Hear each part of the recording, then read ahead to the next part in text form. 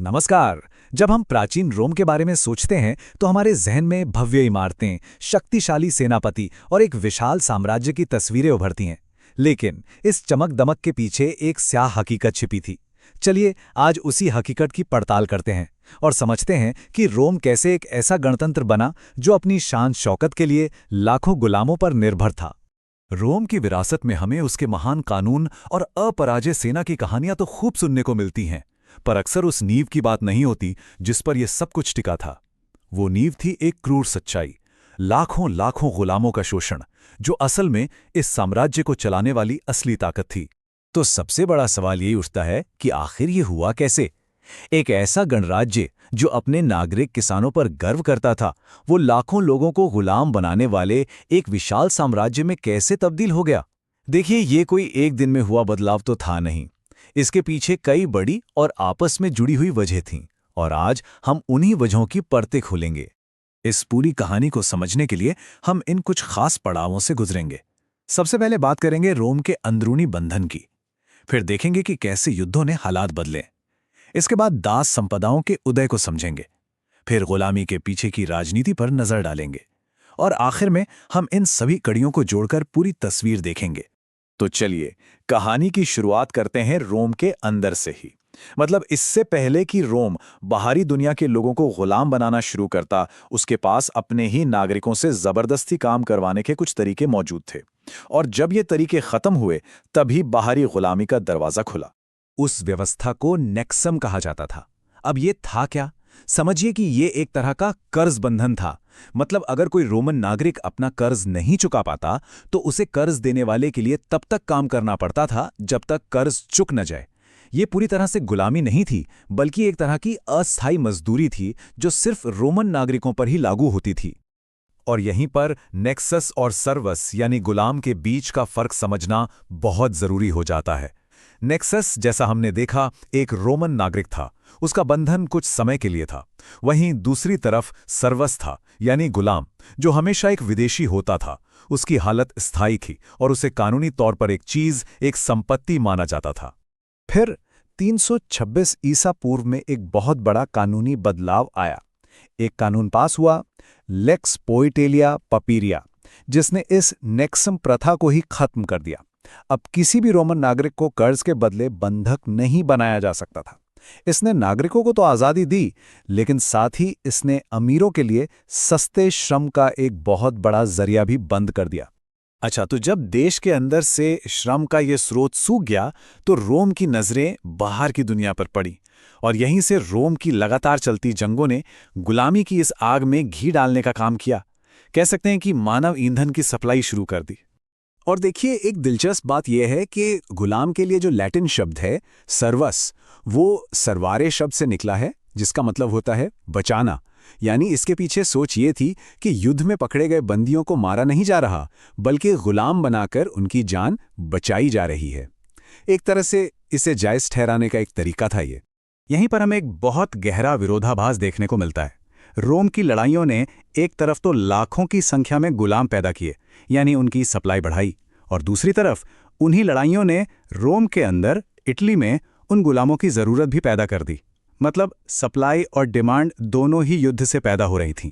इतिहासकार Keith Hopkins ने इस पूरी स्थिति को एक लाइन में बहुत खूबसूरती से समेटा है। वो कहते हैं, रोमन किसान सैनिक अपने ही विस्थापन के लिए लड़ रहे थे। जरा सोचिए इस बात पर। इसका मतलब यह है कि जो सैनिक सरहदों पर लड़कर लोगों को बंदी बना रहे थे, वही बंदी बाद में आकर उन्हीं सैनिकों के खेतों पर कब्जा कर लेते थे और सैनिकों को अपनी ही जमीन से बेदखल होना पड़ता था। ये एक तरह का दुष्चक्र बन गया था। देखिए, होता क्या था। किसान सैनिक लंबे समय तक घर से दूर युद्ध पर जाते थे। पीछे उनके परिवार कर्ज में डूब जाते और खेत बर्बाद होने लगते। जब वो सैनिक वापस लौटते तो पाते कि उनकी जमीन पर अमीर साहूकारों का कब्जा हो चुका है। और फिर वही अमीर लोग युद्ध में पकड़े गए बंदियों को गुलाम बनाकर उन खेतों पर काम करवाते थे। चलिए अब देखते हैं कि साम्राज्य से जो बेहिसाब दौलत आ रही थी, उसने इटली के गांवों की शक्ल कैसे बदल दी और गुलामी की जड़ों को और ज्यादा गहरा कैसे किया। इतिहासकार मोसेस फिनले ने इस पर काफी काम किया है। वो बताते हैं कि रोमन अमीरों ने युद्ध में जीती हुई लूट, टैक्स और बंदियों को बेचकर जो बेशुमार दौलत कमाई, उसे निवेश करने के लिए सबसे सुरक्षित और सबसे प्रतिष्ठित चीज थी जमीन। तो सारा पैसा जमीन खरीदने में लगाया जाने लगा। और इसी निवेश का नतीजा था लैटिफिंडिया का जन्म। लैटिफिंडिया मतलब विशाल खेत जो छोटे छोटे किसानों की जमीनों को हड़प कर या खरीद कर बनाए गए थे। और मुनाफे के लिए चलाए जाने वाले ये बड़े बड़े फार्म्स एक तरह से दास अर्थव्यवस्था का इंजन बन गए। तो सवाल उठता है कि अमीर जमींदार गुलामों से ही काम करवाना क्यों पसंद करते थे?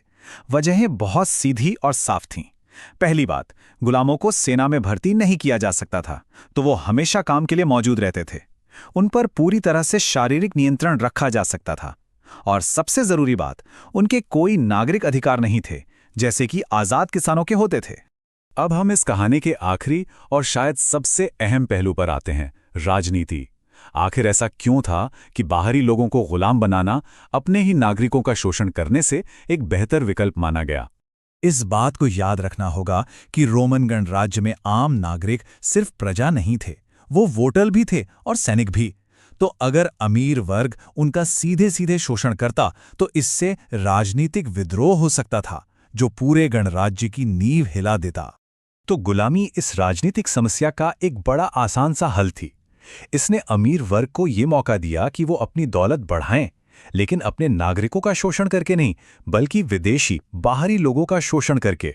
इससे नागरिकों के बीच एक तरह की एकता भी बनी रही और शोषण का काम भी चलता रहा। तो अब तक हमने अलग अलग वजहों को देखा।